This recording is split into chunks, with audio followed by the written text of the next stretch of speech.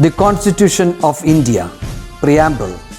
We, the people of India, having solemnly resolved to constitute India into a sovereign, socialist, secular, democratic republic and to secure to all its citizens justice, social, economic and political, liberty of thought, expression, belief, faith and worship, equality of status and of opportunity, and to promote among them all fraternity, assuring the dignity of the individual and the unity and integrity of the nation.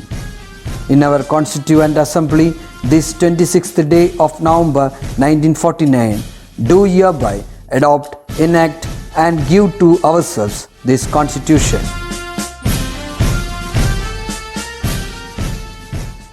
Hi students, welcome back.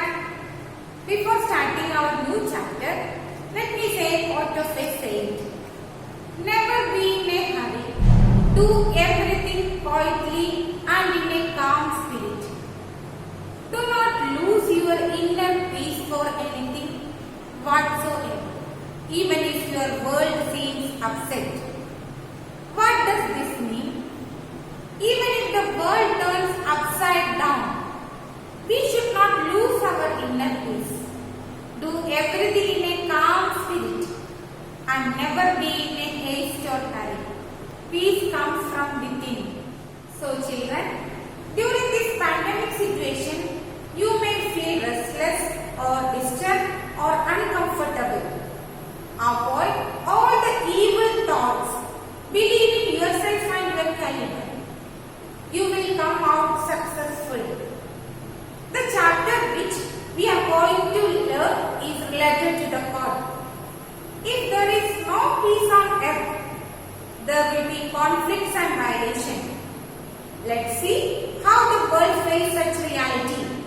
Yes, the new chapter, World in the 20th Century. Look at the map of the continent of Africa. You can see that most of the borderlines are straight. Why do African countries share straight borderlines? Any idea? What do you think? Yes, the Europeans who reached Africa in search of natural resources partitioned the continent at the beginning of the 20th century. On the basis of agreements among the European countries, they divided the African nation amongst themselves by just drawing straight lines on the map. Why did European nations partition Africa? Yes, the path of exploitation, to exploit the resources of Africa. Okay, now let us discuss the next topic, from capitalism to imperialism. I think in the previous classes you will learn Industrial Revolution that began in 18th century in England. Many changes took place in industrial sector. Many machines were invented, and that's why capitalists invested in factories and production was increased. This increased their profit. വ്യവസായ വിപ്ലവം പുതിയ മാറ്റങ്ങൾക്ക് കാരണമായി ഇംഗ്ലണ്ടിലായിരുന്നു അത് ആദ്യമായി ആരംഭിച്ചത്. പല പുതിയ കണ്ടുപിടുത്തങ്ങളും കൂടുതൽ ഫാക്ടറികളും വ്യവസായശാലകളും ആരംഭിക്കാനുള്ള കാരണമായി മാറി. അത് പ്രൊഡക്ഷൻ കൂടുതലാക്കി. പ്രൊഡക്ഷൻ കൂടുതലായപ്പോൾ സ്വകാര്യ വ്യക്തികൾക്ക് അല്ലെങ്കിൽ മുതലാളിമാർക്ക് അവരുടെ ലാഭം കൂടുതലായി. So, what do you mean by capitalism?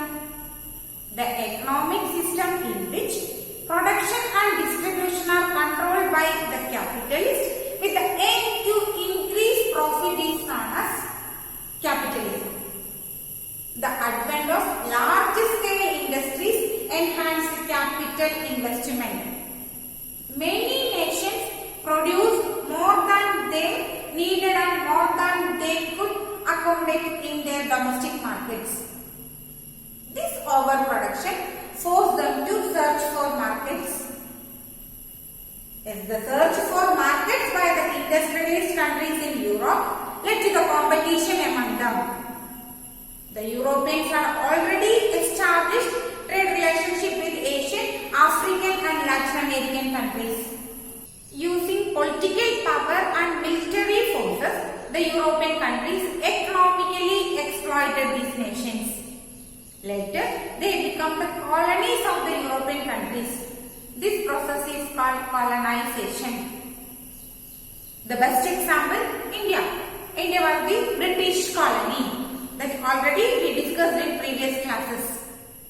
Okay, what is capitalism? അതായത് ലാഭം മാത്രം ലക്ഷ്യമാക്കി ഉൽപാദനവും വിതരണവും സ്വകാര്യ വ്യക്തികൾ അല്ലെങ്കിൽ മുതലാളിമാർ നിയന്ത്രിച്ചിരുന്ന സമ്പദ് സംവിധാനമായിരുന്നു മുതലാളിത്തം എന്നറിയപ്പെട്ടിരുന്നത്. ഓക്കെ, നമ്മൾ ഓൾറെഡി പഠിച്ചു കഴിഞ്ഞിട്ടുണ്ട്. വ്യവസായ വിപ്ലവത്തോടുകൂടി വൻകിട വ്യവസായശാലകൾ ഇംഗ്ലണ്ടിൽ ആരംഭിച്ചു. അതുവരെ കൈകൊണ്ട് ചെയ്തിരുന്ന പല പ്രവൃത്തികളും മെഷീൻസ് ഉപയോഗിച്ച് ചെയ്യാൻ തുടങ്ങി.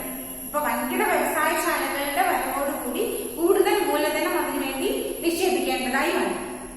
അപ്പൊ ഓരോ രാജ്യങ്ങളും അവർക്ക് വേണ്ടതിനേക്കാട്ടിലും കൂടുതൽ ഉൽപ്പാദിപ്പിക്കാൻ തുടങ്ങി. ആ കൂടുതൽ ഉൽപ്പാദിപ്പിച്ചത് വിറ്റഴിക്കാനുള്ള മാർക്കറ്റുകളും ആവശ്യമായി വന്നു. അപ്പോൾ ഈ യൂറോപ്യൻ രാജ്യങ്ങൾ പുതിയ മാർക്കറ്റുകൾ കണ്ടുപിടിക്കാനായി അവരുടെ ലക്ഷ്യം.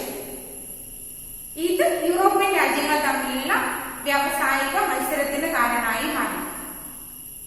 ഏഷ്യൻ, ആഫ്രിക്കൻ, ലാറ്റിൻ അമേരിക്കൻ രാജ്യങ്ങളുമായി ഈ യൂറോപ്യൻ രാജ്യങ്ങൾക്ക് നേരത്തെ തന്നെ കച്ചവട ബന്ധങ്ങളും ഉണ്ടായിരുന്നു. യൂറോപ്യൻ രാജ്യങ്ങൾ അവരുടെ രാഷ്ട്രീയ അധികാരവും സൈനിക ശേഷിയും ഉപയോഗിച്ച് ഈ രാജ്യങ്ങളെ, ലാറ്റിൻ അമേരിക്കൻ രാജ്യങ്ങളെ എല്ലാം സാമ്പത്തികമായി ചൂഷണം ചെയ്യാനും തുടങ്ങി. പിന്നീട് ഈ രാജ്യങ്ങൾ യൂറോപ്യൻ രാജ്യങ്ങളുടെ കോളനികളായി മാറി. ആ പ്രക്രിയ കോളനിവൽക്കരണം എന്ന് അറിയപ്പെട്ടു. At that time, trade unions formed to protest against the capitalist exploitation. Constant agitation of trade unions and the resultant increase in their wages diminished the profit of the capitalist. Okay, മുതലാളിമാർ തൊഴിലാളികളെ ചൂഷണം ചെയ്യാൻ തുടങ്ങിയപ്പോൾ മുതലാളിത്ത ചൂഷണത്തിനെതിരായി തൊഴിലാളി സംഘടനകൾ രൂപം കൊണ്ടു. ഈ തൊഴിലാളി സംഘടനകളുടെ നിരന്തരമായ സമരങ്ങൾ കാരണം തൊഴിലാളികളുടെ വേതന വർധനവിന് കാരണമായി. തൊഴിലാളികളുടെ വേതനം വർദ്ധിച്ചപ്പോൾ മുതലാളിമാരുടെ ലാഭം കുറയാനുള്ള കാരണമായി മാറി. European countries have considered the colonies are the source of raw materials and the market for their industrial products. ഈ കോളനികളെ എല്ലാം യൂറോപ്യൻ രാജ്യങ്ങൾ അവർക്ക് വേണ്ട അസംസ്കൃത വസ്തുക്കൾ ശേഖരിക്കാനുള്ള സെന്ററുകളായും അവരുടെ ഫിനിഷ്ഡ് ഗുഡ്സ് വിറ്റഴിക്കാനുള്ള മാർക്കറ്റുകളുമായിട്ടായിരുന്നു കണ്ടിരുന്നത്. After that, the colonial masters started to invest capital in the colonies. അതുവരെയും അസംസ്കൃത വസ്തുക്കൾ ശേഖരിച്ച് അതിനെ ഫിനിഷ്ഡ് ഗുഡ് അവരുടെ രാജ്യങ്ങൾ കൊണ്ടുപോയി ഫിനിഷ്ഡ് ഗുഡ്സ് ആക്കി ഈ കോളനികളിലായിരുന്നു വിറ്റഴിച്ചിരുന്നത്.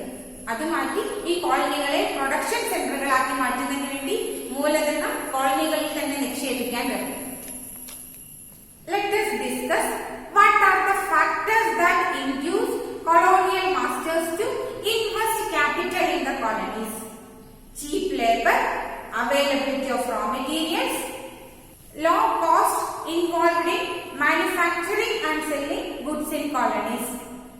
കോളനികളിലെ തൊഴിലാളികളുടെ കുറഞ്ഞ കൂലി, അസംസ്കൃത വസ്തുക്കൾ കൂടുതലായി ലഭിക്കാനുള്ള സാധ്യത, കോളനികളിൽ ഉൽപ്പാദിപ്പിച്ച് കോളനികളിൽ തന്നെ വിതരണം ചെയ്യുമ്പോഴുള്ള കുറഞ്ഞ ചെലവ്. These are the factors that induce the colonial masters to invest capital in the colonies. Okay then, what is imperialism? The distinctive phase of flow of finance capital to colonies is known as imperialism. കോളനികളിലേക്കുള്ള മൂലധന കയറ്റുമതിയുടെ ഘട്ടം സാമ്രാജ്യത്വം എന്ന പേരിൽ അറിയപ്പെടും. Okay, let us discuss the features of imperialism. Imposing a nation's political, cultural and economic dominance on another nation is a fundamental feature of imperialism. ഒരു രാജ്യം മറ്റൊരു രാജ്യത്തിന് മേൽ സ്ഥാപിക്കുന്ന രാഷ്ട്രീയ, സാമ്പത്തിക, സാംസ്കാരിക ആധിപത്യമായിരുന്നു സാമ്രാജ്യത്തിന്റെ പ്രത്യേകത. Colonialists impose their dominance using legal system, administrative measures, military force, etc. സാമ്രാജ്യത്വ ശക്തികൾ അവരുടെ നിയമവ്യവസ്ഥയും ഭരണ സംവിധാനവും സൈനിക ശക്തിയും ഉപയോഗിച്ച് ഈ കോളനികളെ സാമ്പത്തികമായി ചൂഷണം ചെയ്യാൻ തുടങ്ങി. Okay, now let us discuss how did imperialism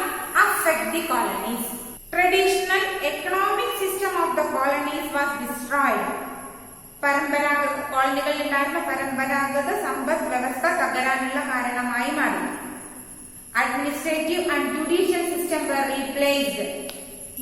People in colonies were forced to cultivate cash crop instead of traditional food crops.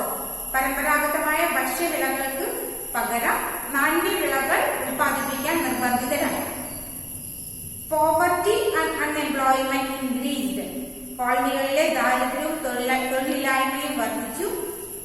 Natural resources were widely exploited.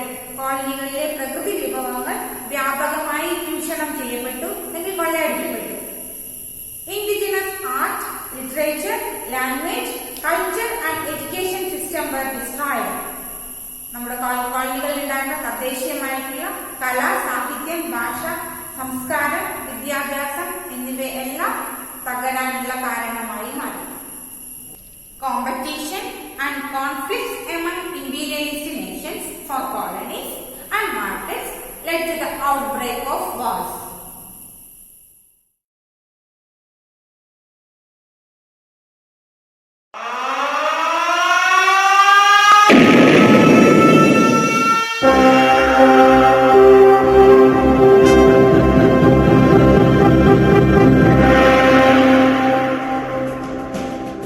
The First World War that lasted from 1914 to 1918 was the result of aggressive nationalism and consequent rivalries in 20th century Europe.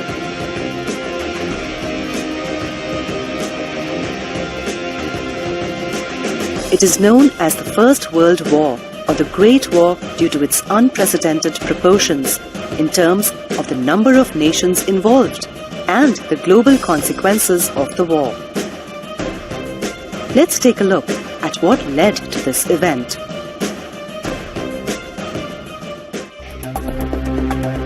As early as the 1870s, several secret alliances were being formed between various states and nations, which spread political suspicion and apprehension across the world. The major ones were the Triple Alliance between Germany, Austria-Hungary and Italy, and the Triple Entente between Britain, France and Russia, which almost divided Europe into two hostile groups. Meanwhile, by the 19th century, each European nation had started looking for foreign markets to secure raw materials and sell finished goods. While England and France had already set up huge colonies in Asia and Africa, other nations like Germany, Italy, and Russia also wished to acquire colonies in these continents. These imperialist ambitions led to political tensions and conflict among the countries.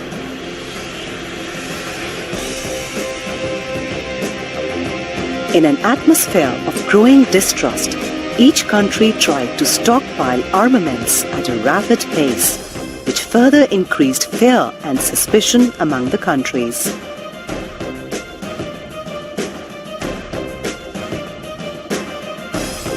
For instance, when Germany began to build its navy to bring it on par with the British Navy,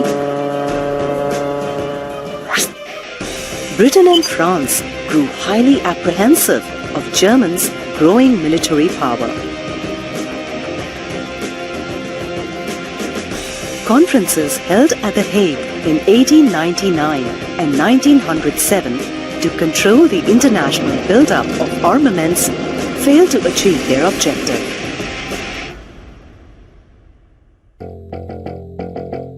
During this period, the concept of nationalism or pride in one's own country grew strong, which on one hand led to the unification of nations like Italy and Germany, and on the other gradually turned into an aggressive force that sought national interest at the cost of other countries.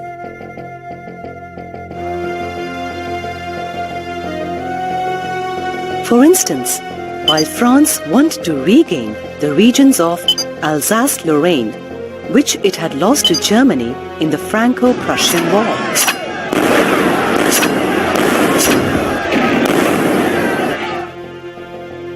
Italy wished to regain the Italian-speaking areas of Trentino and Trieste from Austria. The situation in the Balkan states was particularly explosive. After the fall of the Turkish Ottoman Empire in the early 1900s, the Balkan states were constantly at war amongst themselves for distribution of territories. The crisis worsened in 1908 when Austria-Hungary annexed the province of Bosnia and Herzegovina, which was highly coveted by Serbia.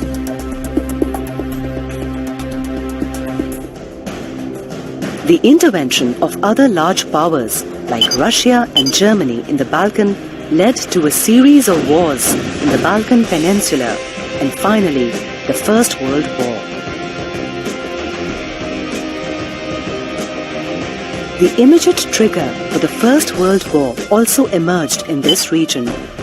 On June 28, 1914, the heir to the Austro-Hungarian throne, Francis Ferdinand and his wife were murdered at Sarajevo. The murder was planned by a Serbian nationalist secret society called Black Hand or Union of Death.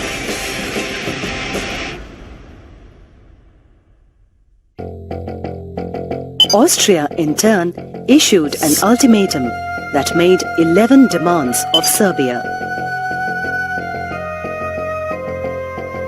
When Serbia rejected these demands that challenged its sovereignty, Austria declared war on Serbia on July 28, 1914. Soon after, bound by treaties, Russia, France, and Japan joined the war in Serbia's defense as the Allied powers.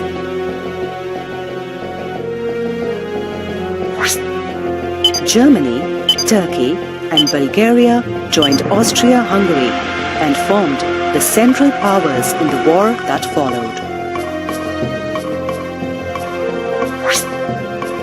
Italy and the United States initially remained neutral, but later joined the war against the Central Powers. The deadly war between the Allies and Central Powers that lasted 4 difficult years had begun.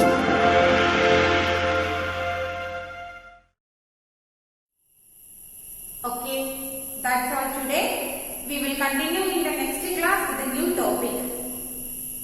Thank you.